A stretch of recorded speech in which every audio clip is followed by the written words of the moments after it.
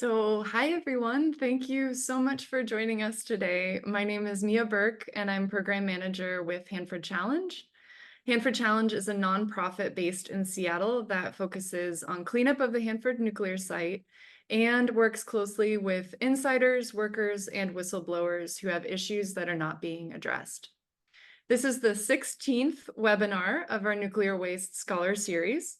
We started the series to inspire action and involvement with Hanford cleanup. And over the course of the series, we've invited movers, shakers, and thinkers to share groundbreaking scholarship, art, research, and experience working with nuclear waste. It is my pleasure to introduce our speaker, Tom Sicilia. Tom has been the Hanford hydrogeologist for the Oregon Department of Energy since 2018. He received a Bachelor's of Science in Geology from Western Washington University and a Master's of Science in Hydrogeology from Clemson University. Tom spent 10 years as an environmental consultant in New England, investigating, designing, and implementing plans and closing complex contaminated industrial waste sites. He also developed groundwater models to design and optimize treatment systems and to determine capture zones for municipal well fields. Just as a heads up, Tom's presentation will be about 45 to 50 minutes long, and we will leave time after the presentation for Q&A.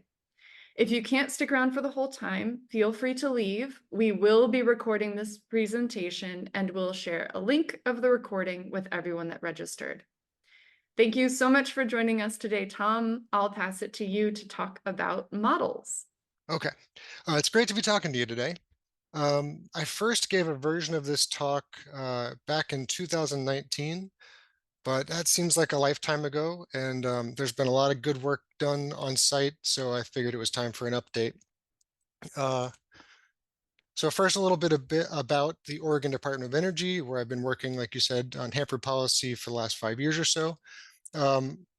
This is one of the few times that I'm going to read the slide because that's what the mission statement is. We help Oregonians make informed decisions and maintain a resilient and affordable energy system. We advance solutions to shape an equitable, clean energy transition, protect the environment and public health, and responsibly balance energy needs and impacts for current and future generations. So my division at ODO, which is what we like to call the Oregon Department of Energy, does all the stuff on this slide, plus a little bit more.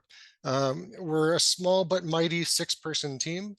And I have the luxury of working on Hanford policy from the comfort of my basement office in Salem. So everything Hanford related I'm going to be talking about is based on publicly available information and conversations. So why does any of this matter to you? Why do you need to know about models? To start, I'm a bit biased because I think models are cool.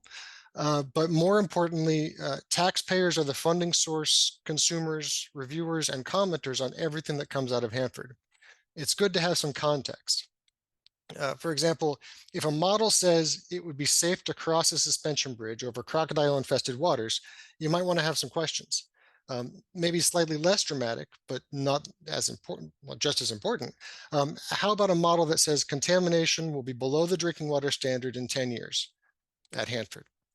What questions should we ask? So here's where I hope we'll get today. If all goes according to plan, you'll have an understanding of how a model works, some traps to look out for. I'm going to try to remember to pause for questions every once in a while. It's a lot of information that's going to be coming at you. All right, so what is a model? In simplest terms, a model is something that tells us something about something else. Here's some examples of physical and conceptual and predictive models. Each has their own use, whether you want to build a house or plan a hike, or even just get glue all over the place. So obviously, if we could directly observe what was happening underground, we'd have much clearer answers and maybe fewer geologists. But we're left with an uncertain guess of what might be happening. So we're going to look at this small grid here in the red box, and then imagine repeating the process over and over again to develop a model. For our purposes, we're going to say that this red box is in a layered system with a clastic dike in the middle, but forget you know that. Actually, you might be asking, what is a clastic dike and why is it important? General consensus is that during the Ice Age floods about 15,000 years ago, there was a big gap between the water table and the bottom of Lake Lewis, which was over the Tri-Cities area. As the lake water rushed to meet the water table, it basically fracked the surface and filled the crack with sand. And as the water rushed out, though, some of the fine-grained sediments that were in the water filtered out and lined the edges of these cracks. And what does that all mean? It means that the flow in dirt with clastic dikes is notoriously hard to predict. It's either going to be a direct pathway down, or it could just be sort of a puddle sitting there lined with stuff that doesn't transmit water very well. All right, so we're building a model. The first thing we need to do is figure out what questions we want to answer and what types of model has the best chance of answering those questions. Do we just need to convey the essence of a house with a cartoon? Or do we need to be able to know whether a fridge will fit in a house that doesn't exist? It hasn't been built yet, and we just have a blueprint. Before we begin our model, we brainstorm. What do we know? What do we think we know? How many windows does the cartoon show? Is the blueprint the same floor plan that as other houses in the area that we can go and actually measure and see if the fridge will fit?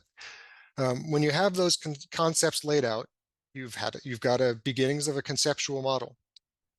So moving back to the red box, what do we think we know about the geologic history of the area? And do we think anyone has dug up the dirt before? These seem simple, but conceptual models, a mistake in the conceptual model will carry through all the other processes and make our lives much more difficult down the road. So sometimes when we're working up a conceptual model, we realize that we have information to use what's called an analytical model. This model tends to be simple, like the half-lives of known radionuclides or heat transfer in a uniform material. But once the system gets complex, you sacrifice precision to make the conditions in the real system match the requirements of the equations. So you could say like this square peg is, it's about round, so it'll fit in the round hole. If we're putting things that don't move into interim safe stabilization, this is a model for us. But when things get a little more complex, we have a bunch of moving parts and each one depends on the other. Like there's an octagonal peg that has to go through a hole next year after passing through a maze, right? No approximation is going to make an analytical model useful to us. It won't be able to get us the information we need. The way we work around that is to break up the area into little bite-sized chunks. And this is where most soil and groundwater models come in. And it's also where we bring in the computer and calculus. All right, so here's sort of, we've brainstormed and we know what we know what we don't know, what we might know, what we think we know, what we need to know, all the things. Before we go out into the field to collect data, we need to remember something, and that is that all models are wrong. If you understand something perfectly, you wouldn't be making a model. The closer you get to perfect, the more data you have, and the less uncertainty. So the trick with modeling is to balance the data needs and the amount of uncertainty that you can live with. So here's the small grid we saw earlier. We've decided that we can get what we need by installing 2 soil borings. So we're going to have a drill rig, put in some holes, and then we're going to see what comes out of the holes. And the drill rig's about ready to install those. We're going to use the information we gain from those borings to build our model. And to do this, we break the world into blocks, into bite-sized chunks, and it's called discretization, which is a great like Scrabble word, I guess. It's got a Z. So while we're drilling our soil borings, we're going to collect soil data by observing and logging the dirt that comes out of the hole. There's 3 main logging methods that seem to be used out at Hanford and in industry in general. First is observing drill cuttings as they come off of the auger here. And you'll be able to see if there's a drastic change, but not exactly when it happened. And you won't be able to get any fine details. Another method is to use a split spoon, which is this metal tube that screws to the top and bottom and splits apart. So that's why it's called a split spoon. And it's 18 inches long or so, and you pound it in and you get that 18 inches, but you miss everything else. And the third method is with continuous logging, which is a direct push method, and you get a fairly complete soil core. continuous logging is by far the most accurate method of logging, but it does generate more exposure risk if the soils are contaminated, and it can take longer to install. So we are going to assume that the geologist logging the three scenarios is competent and knows what they're doing. They've said when we're doing the drill cuttings, there was a change a couple feet down, and it went from sort of topsoil to sand and gravel or so. The split spoon that we took every 5 feet gave us little windows into the subsoil, and maybe it's these are sands and gravels down here, and up here we still have that topsoil similar to the direct observing of the drill cuttings. And the continuous logging gave a continuous log. And we've got sort of a connect the dots here. I'm seeing Rick that says there's not a lot of auger drilling at Hanford. It tends to generate too much contaminated cuttings. Cable tools, sonic or air rotary are more used. That's a great point, and I appreciate that. You would still have a similar, with air rotary in particular, you'd still have a similar ability to observe the cuttings as they're coming out. It just wouldn't be as dramatic. So one thing to note, in all of these methods, none of them have the clastic dike. In an ideal world, you would capture that with surface or borehole geophysics or observing the surface evidence if it's present, but we don't have any of that, and we missed it. The one person who knew that it was there or thought he knew it was there retired a few years back, and he didn't keep great notes, so it's lost to the perils of time. So here's our interpretation of the data that refines the conceptual model to something we can use. Three very different cartoons that all try to tell us about the same box using the data that was collected. So we're going to assume that the model grid we're going to use is rectangular and that we have enough data on each of these soil groups to populate a cell. Cell sizes at Hanford range from about 1 meter to 200 meters square, and the thickness is typically 1/3 of a meter to 10 meters. And for this case, we're going to say that the green and red here are pretty close to each other, the two different soil types, and then the purple and orange are pretty close to each other. So we can lump those into soil type 4 and 5.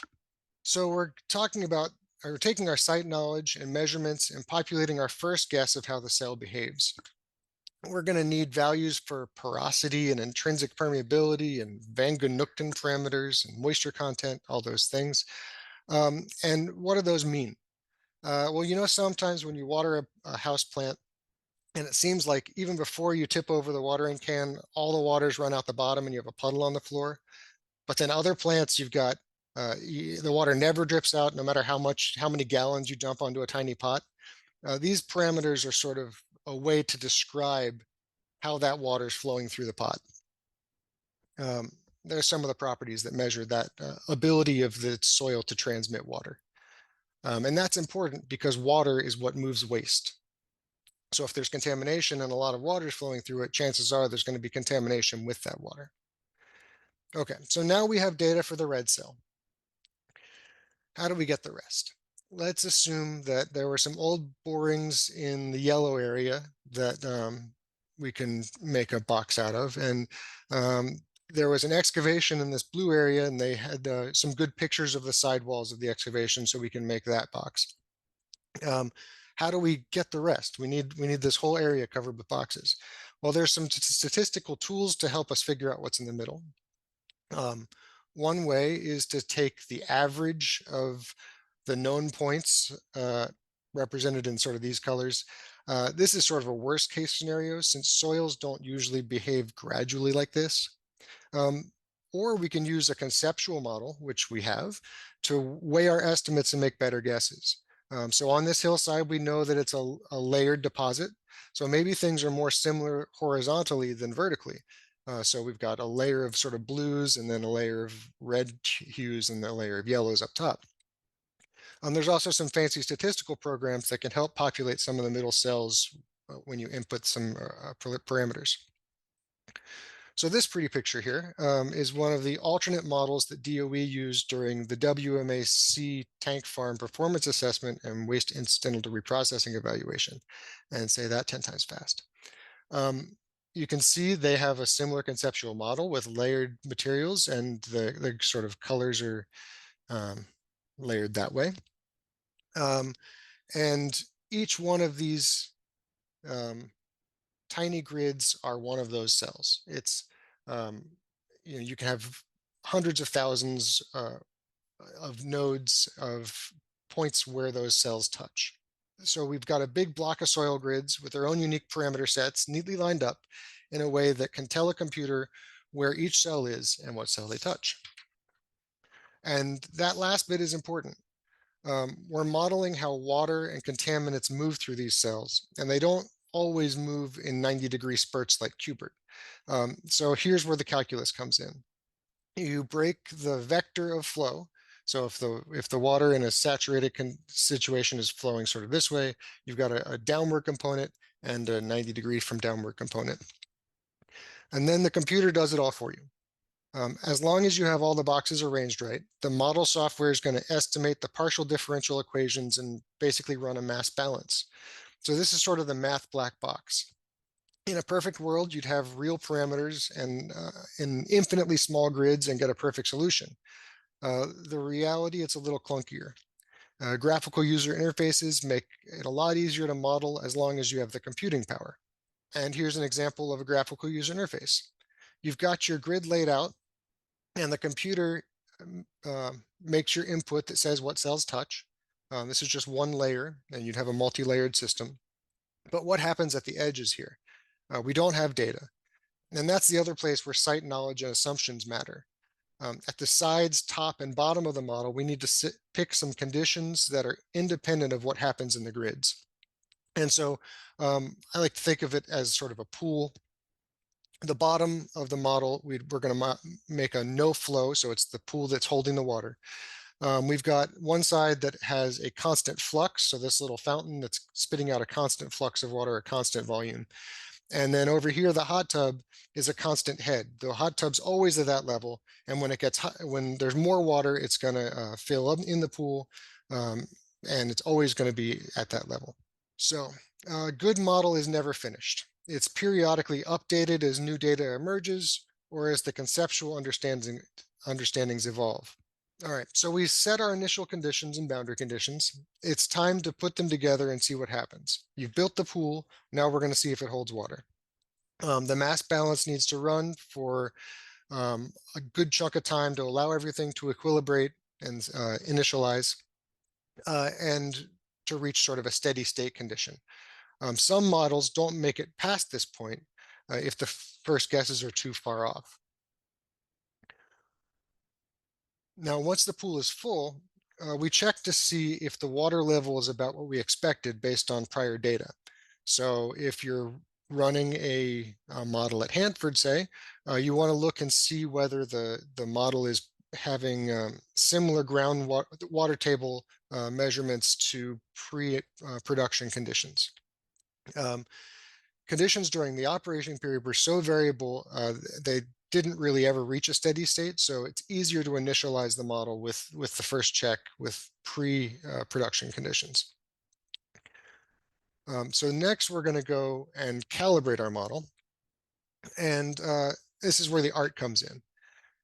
You run the model with your best guesses and compare it to reality. And if your model doesn't have enough data points or calibration locations, the result can be non-unique and fail to converge.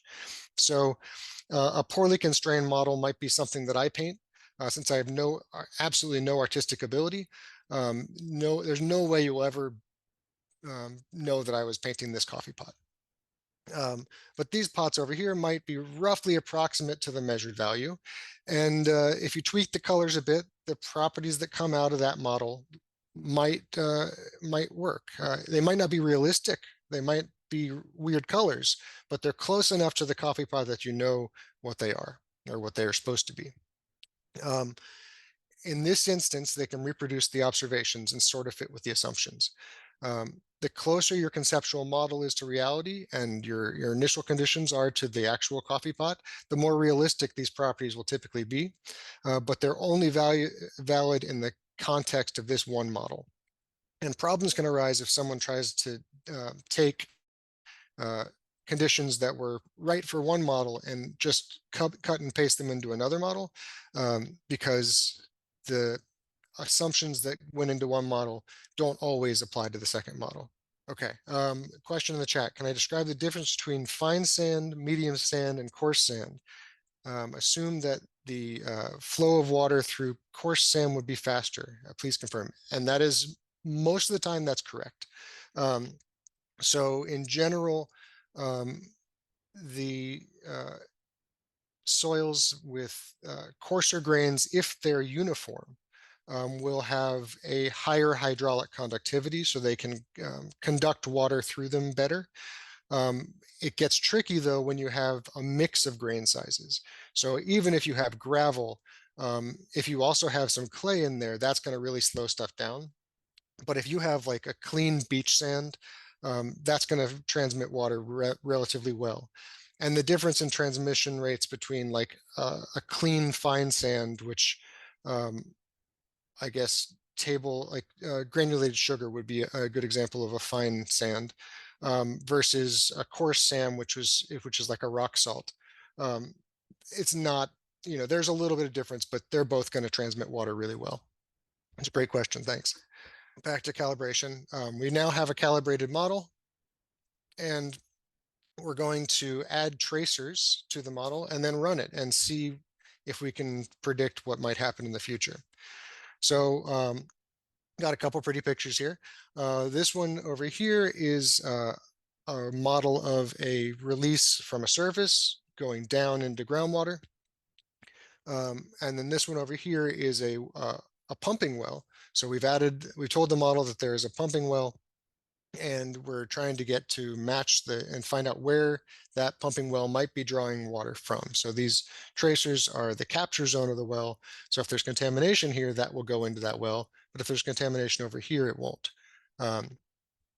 And depending on how good your model is and how much you trust it, you can believe that. The problem with all these assumptions is that our neighbors over next door are also working on a model, and they have different assumptions, and they're going to calibrate it, and it's going to work for them. Neither of you are right, and each of the three coffee pots in the other picture are going to have to change differently to get closest to the picture that but they're all models, right? So if you run enough models with good enough assumptions, you can notice some patterns. So this is a spaghetti map of models trying to predict where Hurricane Katrina might go. Each forecasted track is the result of a different calibrated deterministic model. And if you look, close in, the models are in pretty good agreement. They're all going to be, crossing over Florida and going into the Gulf and re-strengthening before making a second landfall. But once you get out to 96 hours, where the storm's going to be is pretty far out. So there's just not enough data there. So the more calibrated models you have, the more likely you can observe something useful. So I'll just point out here that storm models are extremely complex, and thousands of hours going into refining each one of these spaghetti lines.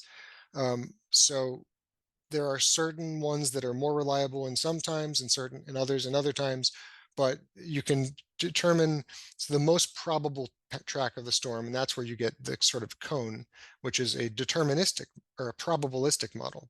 So next we're going to take a look at some models used at Hanford and maybe get into what they mean. So conceptual site models is where everything starts, right?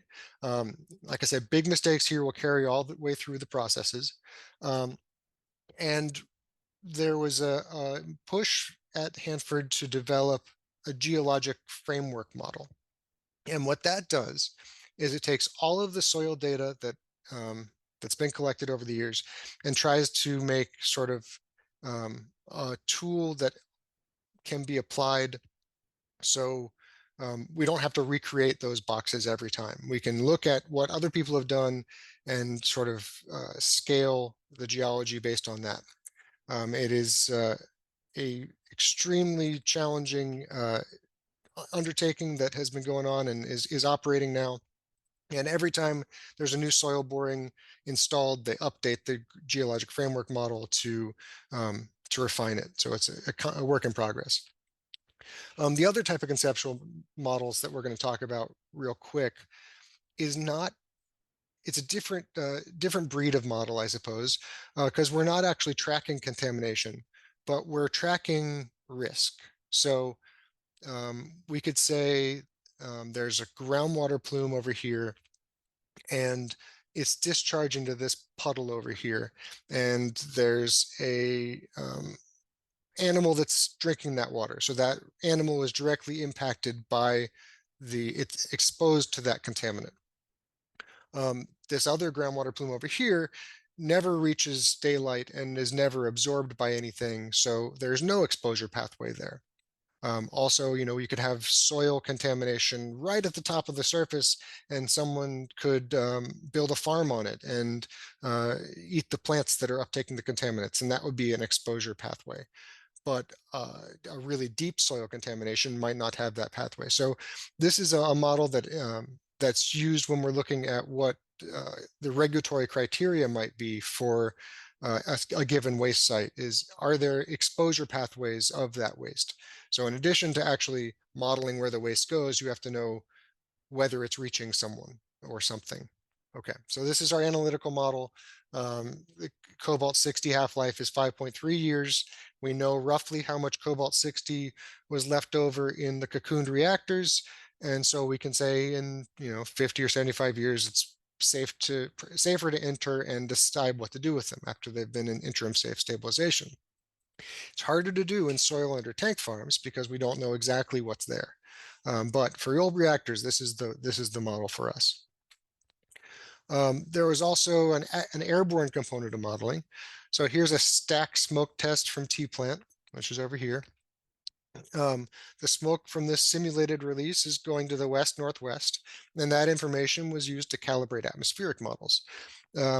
So the plutonium finishing plant airborne release during demolition, Washington Department of Health used this information to determine where it might be a good idea to add a couple more monitors sort of on light poles, so higher up, to make sure there's no contamination leaving the area. This is also the type of model we use when we're looking at emergency preparedness and how to respond in case a disaster happens. Where might we want to have people shelter in place versus evacuate? All right, so next we're going to take a walk through different groundwater models that have been used at Hanford. We're going to blast through most of them, but a couple interesting points of note. First, we have a really large grid from 97, really sort of averaged a whole bunch of soil types to get groundwater flow. And at the time, that was the best the computers could handle. Moving on to the 2000s, we've got a more colorful model. It seems to be one of the last ones that modeled flow through the Gable Gap over here. Under normal conditions, groundwater at the site is typically to the east-southeast, so this way towards the river. But during production, so much liquid and waste was discharged to the subsurface that it changed the flow patterns of the site, sort of radiating out from the central plateau and flowing through the Gable Gap. So once discharges on the plateaus stopped, I guess they were stopped completely in the late 90s or mid 90s. Flow from the plateau was mostly, after it equilibrated again, back towards the east.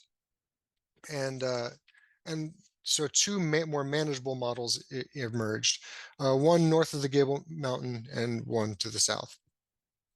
And I like the way they did the model in the 100 areas.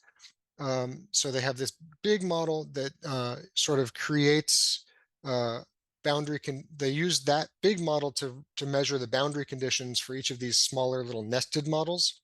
And it's like the parent model was able to provide more realistic boundary conditions for the site-specific area models.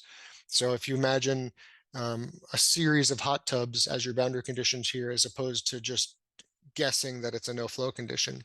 It works great as long as you have a good handle on where the contamination is coming from, and there aren't too many extra releases on the boundaries. So in the south, we have the plateau to river model, the P2R. It started off as a short-term solution as they were reworking sort of the giant Hanford model, but it proved to be pretty effective at realizing where the plumes were. And so it seems like it's sticking around a bit. Okay, so the 100 area models were complex, but they were bite-sized and mostly dealt with like shallow water and a known release area. The Central Plateau has hundreds of waste sites that had liquid releases right next to each other and 200 feet of dry dirt to flow through before the contamination can be detected in groundwater. So 25 to 50 years between a release and detecting in groundwater. Not something that you can model with off-the-shelf system very easily. But we've got this great mesh of geologic data and a P2R model that works like a charm. Perhaps as the focus moves away from the river, a new tool is in order to help make decisions on the Central Plateau. And how better to evaluate cumulative impacts than with the cumulative impact evaluation? This model turns the Central Plateau into a quilt, where there's existing models like the Sea Farm Performance Assessment we saw earlier. They plug those in. And everywhere else, they sort of lump the waste sites into a couple dozen VADOS zone or unsaturated zone models and see what happens when the contamination hits groundwater. And DOE built a supercomputer that is primarily tasked with nothing but running this model. It runs some other models, but it was built for the CIE. So we know some information about how much material was released from the waste sites, but probably not enough to tell the model exactly how much was released on any given month from which sides of the tank. The CIE then uses a statistically calculated source of less certain contamination as the contaminant term. So it presents the most probable timing, location, and quantity of release from each waste site. And then once the inventory is set, the CIE can have an analytical model running in the background to determine how many half-lives of the radionuclides in that inventory have passed or will have passed at the time that they're trying to look at with the model. Now, in a perfect world, there could also be multiple realizations of how the soil is structured. Don't have a whole bunch of soil information for the entire 250 feet between the waste and the water. But that might still happen down the road to have sort of a probabilistic soil model. But it takes a supercomputer about a month to run these VADOS zone models. There's about 4 million nodes where the building blocks touch. And it would likely take a year or two to get a spaghetti map for just one of the grids to make a probabilistic model. And that makes the model a little less useful for timely information. And at this point, they can run like some calibration though. It takes a month, but it has to be done. There's one area that it became clear that the assumptions going into the model were pretty far off. So the model was predicting a plume that doesn't exist yet. And DOE and their contractors tweaked the inputs based on some geophysical data and got it dialed in a little better. Based on that, there might be some recommendations down the road for some additional soil data to update the geoframework, which would then update the CIE again. And that's how we get better and better results. So once the calibration is close enough, it's time to get a glimpse into a possible future. The source term and infiltration rates get tweaked based on a no action scenario. For some grids, no action means just that. What happens if the waste sites are allowed to continue dripping forever? Where there's a record of decision, like in the Z-cribs, the no action scenario assumes that the work in the record of decision is done at some point in the future. So either the waste site is gone or a cap is on. It's worth noting, though, that unless the waste is either transuranic or high level, cleaning up a waste site just moves it to one of the landfills on the Central Plateau. The difference is that the landfills are designed to minimize the amount of water that can move the waste through the soil. So they end up being sort of a big time release capsule over hundreds or thousands of years.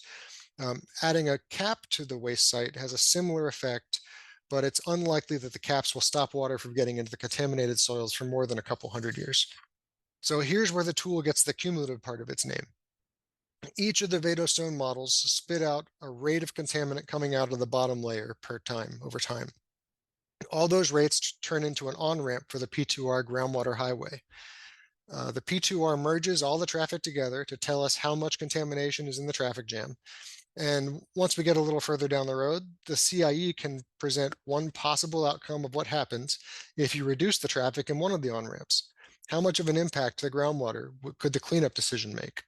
So the CIE brings together complex conceptual models, analytical models, deterministic and probabilistic models, and has its very own supercomputer. One thing we didn't talk about was how much more complex the calculus gets when you're trying to model flow in soils that are above the water table, and it does that too. It's the closest thing to a supermodel that I've ever seen. I don't have the ability to play with it because I don't have access to the supercomputer, but just the reporting coming out, it's as defensible as a model as I've seen, and and the people working on it know that it's not actually a prediction. It is just one potential outcome that's it's going to steer decisions, not make decisions. As cleanup decisions are made on the Central Plateau, I anticipate that the CIE output will be used as a line of evidence as to why certain decisions should be made. When that happens, remember that even with as much work as has been done to make the CIE as good as it can be, it is most likely wrong. The challenge for DOE, its regulators, and those of us who are paying attention is to figure out how wrong it is, and then how to either make it better or collect enough information, uh, supporting data to tell them what type of coffee pot they're dealing with. Um, I hope this talk has made us all more informed skeptics than when we started today. And I think we have time for questions that I didn't get to. Thank you so much, Tom, for guiding us through the weeds on that one and making this topic a lot more accessible. And we do have a few questions, and I encourage you all to please put your questions in the chat or the Q&A, and I can read them off. Our first question is, how do groundwater models at Hanford deal with climate change? Are there particular assumptions about future climate that inform these models? So that's a great question, and it's something that's actively being evaluated. Um, PNNL is doing a lot of work on trying to look at how much precipitation rates in particular are going to be impacted by climate change. Um, I will say that looking at the geology and the history of the Pasco Basin, um, it's generally been a fairly dry area over the past couple million years. It'll probably get wetter, and those storms will probably be more intense as opposed to more flash floody as opposed to more soaking. But yeah, there is definitely sort of I'm going to say a probabilistic sort of statistics based evaluation of what happens if the infiltration rate over the next 10,000 years doubles or triples, or gets cut in half. So they look at that whole range when they're doing their calibrations and sensitivity analyses. Okay, great. Okay, another question related to the hydrological flow of contaminants. What are the contaminants being monitored? Are they all radiological? This is a long one. It's in the chat. Are there other contaminants being monitored, such as lead, copper, arsenic, asbestos? Do we have ways to remove those in the radiological particles? With the soil, can we remove them or neutralize them? It's another great question. The CIE has, it does track a number of different contaminants, and I want to say it's in the tens of contaminants. I don't think it's a full suite of like 300.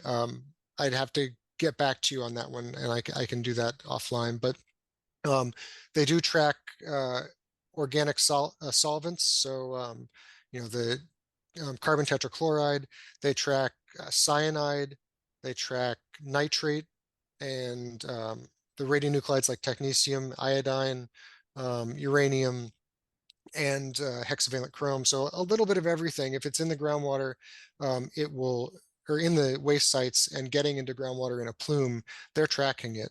Um, there's another model that called the cumulative analysis, composite analysis, sorry, there's too many C's, that only looks at the radionuclides. And the CIE uses the same source terms for radionuclides as the cumulative analysis, um, composite analysis, sorry. But it also adds all of the other non-radionuclides as contaminants to the model. Okay. And as Uh, far as removing them, there's a lot of work being done at Pacific Northwest National Lab to not necessarily remove a lot of the metals, but just to bind them to the soils so they're more of a time release capsule and not getting to groundwater enough to cause a problem, or okay. fast enough to cause a problem. Does the spaghetti model give the best range of what might happen? Yes and no. Um, Models are only as good as the assumptions and the data that went into building them. So if you have a model that has so much data that it's close to perfect, then a deterministic model um, would be probably good enough and a pretty fair representation of what's going to happen, especially in the near term. As you start getting further and further out, though, that's where you want to start looking at a lot of different cases and what happens if this is wrong and what happens that wrong. And that's where, as you get more uncertainty, probability becomes your friend. And I'm not a geostatistician, but I know a couple and they're crazy people, and you should get to know some and talk to them because they will talk your ears off about the cones and how many data points you need to make a valid statistical average and stuff like that. It's a lot of fun. Okay. Do you have any comments on the groundwater modeling at the 324 building? Hmm. So the 300 area, um, the record of decision was before my time at Odo, and I haven't dug back into that one yet. I will say that um, there's the groundwater monitoring that's happening down gradient, so in between the site and the river, um, seems to be sufficient. I think there I'm a hydrogeologist. I always want more data. I always want more wells. I always want more samples because you never know what you don't know. But I think that there's a lot of eyes on DOE and their contractors right now, and a lot of regulators are looking at it. And um, the the amount of certainty that the cesium and strontium below the 324 building is not going to migrate is pretty high. Um, there's not a lot of way for water to get into the area because there's a building on top of it acting as a cap, and water moves waste. Great, thank you. What is the underlying bedrock and is it permeable? Hmm. So Hanford is underlined by flood basalts. So layers and layers of sort of a layer cake of basalt with sandy aquifers in between them sometimes. It absolutely has permeable, it has some bedrock flows that are more permeable than others. Um, and that is certainly something that um, there are fewer bedrock wells than there are overburden wells. Overburden is wells screened in soils. Um, so that's always a potential data gap. But there is some level of comfort that the bedrock has been sufficiently characterized.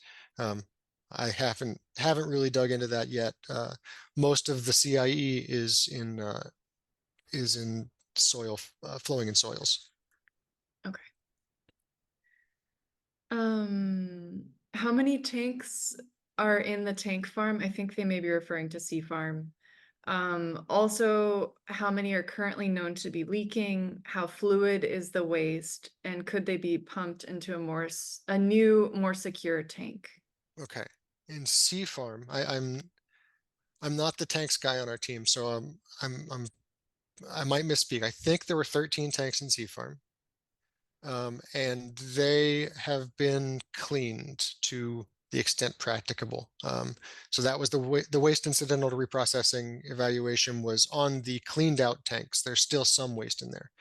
So I don't think those are actively leaking. Um, there are tanks that are actively leaking on the Hanford site, and um, that you're looking at some salty water dripping out of peanut butter, and that salty water has contaminants in it, and certainly does flow downwards. But since the soils are dry and water moves waste, you end up with this really weird sort of pachinko machine of waste going down and then sitting on a sand grain and then coating the sand grain, and then a little bit later it moves a little bit more because another drop of water falls. And so trying to model where that waste is going to go accurately um, is extremely challenging. um, the best they can do is estimate that it takes about 25 to 50 years to get from the bottom of the tank to the water table. um, and I think that was some of the waste moves more readily with water than others. So the, the technetium 99 flows right with water. Uranium tends to bind more to soils. Um, so yeah, it's a mixed bag. Okay. Can you talk about what you look for or what questions you are asking about modeling when you're commenting on the Hanford cleanup decisions? So if there's a model that's being used to support a decision, um, my first question is what else? What else are you using? What else did you consider? And um, how much discussion is there about how wrong the model is? Um, if you have a model that's saying um, in 500 years the site's going to be absolutely clean if we do nothing, and it's a contaminant that doesn't move, and it's a contaminant that doesn't have a half-life. So, that's saying that somehow magically that soil contamination is going to go away in 500 years. Probably that one's a grain of salt, right? You're not going to, that's not realistic. If you have a model that says the groundwater plume that doesn't have anything new being added to it over the next 50 years is going to sort of disperse and dilute with clean water around it. And that's going to be enough to reach the regulatory criteria.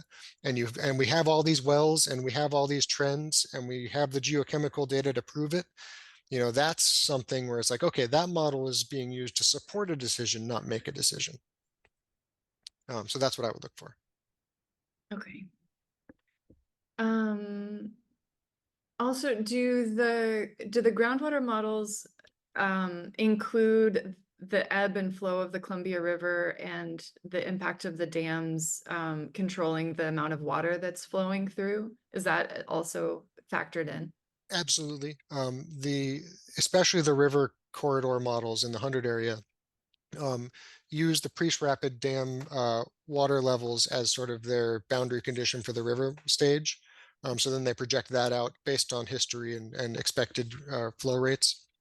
Um, and in some of the 100 areas, yeah, there's a significant flow back and forth. So your plume could be flowing towards the river at low water and flowing back towards the reactor at high water.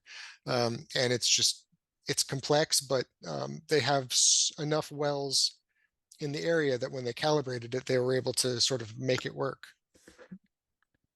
Okay. As a hydrogeologist, what is your single greatest concern with regard to health of local human populations? So I think if you were drinking water from a well in one of the plumes, I'd be concerned. If you are drinking water from a seep along the shoreline or exposing yourself to water in steam or something in a seep along the shoreline that comes from a contaminated area, there'd be an unacceptable level of risk, I think. Um, As far as the contaminant plumes that are approaching the river and reaching the river, um, the Columbia has a lot of water in it. And if your water source is the Columbia, um, you're not at this point in Hanford's life, not at high risk from contaminants that are based from Hanford. It probably was more of an impact during production years when there was cooling water being discharged directly underneath the river in sort of pipes that ran under the river and discharged to the bottom. But the relative risk uh, of injury or a sickness from Hanford contamination in the Columbia water is very low right now. It's more of a perceived risk. Okay. I think that's all the questions. Oh, we have one more. Can you talk briefly about your thoughts on groundwater remediation at Hanford? Okay, so I think groundwater remediation at Hanford is like something that is going to take multiple professional lifetimes to get a handle on. There's if you have if you name a contaminant, it's there. First of all, so you've got diesel fuel, you've got chlorinated solvents, you've got heavy metals, you've got radionuclides. It's sort of, and each one of them reacts slightly different to a different type of treatment. Um, I think the pump and treat systems that are operating are effective at managing plumes, but um, something that we know about pump and treats is until you remove the source material or stop it from getting to water, um, you're really going to be managing the plume uh, for a long time. So those pump and treat systems are going to have to operate for hundreds of years, I think. Um, so the question is, do we find a balance between managing the source material and stopping material from getting to the water, even though it's 200, 150, 200 feet through dry, unsaturated soils? Or do we just commit to operating that pump and treat for hundreds of years and capturing every bit we can through those wells? Um, and I don't know if that's a decision I can make. It's just, and I don't know that I have a position on which one's right, because each one is going to cost a lot of time and money, and um, and we don't know what technology we don't have yet. And PNNL is doing a lot of work trying to figure out if there's an efficient way to stop those contaminants from getting through the unsaturated zone to groundwater, which would then shorten the pump and treat mission. Um, but the river corridor has been extremely successful, continues to be extremely successful, and the 200 area has been, fairly good plume maintenance. I wouldn't necessarily call it groundwater remediation, but they're certainly maintaining those plumes and stopping them from getting worse. Okay. We have a long one from Shelley. I'll read it. It is imperative that we use models for addressing the application of remediation technologies for cleanup. The adage garbage in, garbage out harkens back to groundwater Vado zone integration project days at the site, when the public, tribes, and others poised a cautionary note on how suspect data to be fed into the suspect groundwater models was gathered. How do we engage the public to trust the models and the science, and thus publicly champion further characterization efforts, which could identify further remediation needs? The notion that if we don't look, it isn't there is not an answer. For example, there's a lot of needed characterization in and around and under the 42 miles of unlined trenches. Any thoughts? Yes, I have thoughts. I think that the only way to build trust is to communicate often, and to communicate openly. Um, there is um, a significant group of folks within the complex and within sort of the inner circle of contractors and regulators that do review the data before it goes into the geoframework grid, for instance, and make sure that it meets all of the usability evaluations and criteria. In the past, there has been some data that's questionable. There will always be data that's questionable, but actually having someone question that data before it gets used is sort of what needs to happen. And I think that the team that's working on it now is doing a great job at, you know, um, making sure that what they're doing is defensible. But I always would like to talk more with the people doing the work and with the people funding the work and um, the people regulating the work, just to make sure that we all know how wrong the model is and what decisions are being made are appropriate to the level of certainty they have in the model. Mhm. And Thank yeah, you. we definitely need more characterization on the central plateau, or else our models are going to always be an arm wave. Do you have concerns about earthquake risks below the site? I mean, yes, I do. I think the there's always an earthquake risk, and I think the concerns I have about earthquakes at the site are more on the integrity of the landfills than on the contaminants. Um, the earthquake is gonna shake some stuff up, and it might cause like a spike of contaminants to work down a little bit because you've got stuff bound on sand grains and you shake it up and it drips down. But it's not going to have like a significant impact on um, the long-term strategy. It might damage the cross site pipes for groundwater removal, but those are relatively easy to fix. But yeah, the getting the cesium and strontium capsules out of WESIF into dry storage is going to be um, sort of a breath of relief, earthquake risk wise. Emptying the water out of K Basin is a breath of relief, and getting those tanks emptied and treated will minimize the risk of earthquake damage, I guess, at the site. Mhm. Yeah. Can you explain characterization for people who may not be familiar with that term? Yeah, so like I said, you can't see through the ground. And even if you could see through the ground, a lot of the contamination in the ground is invisible. It's not so hexavalent chrome has this really crazy neon color when it's high, and some metals can do that. But um, so when you're looking at a soil core that comes out of a drill rig, you don't necessarily know what's in that soil core. So you have to screen it with all kinds of different meters, and then you collect some of the sample and you send it to the lab to get an analytical result.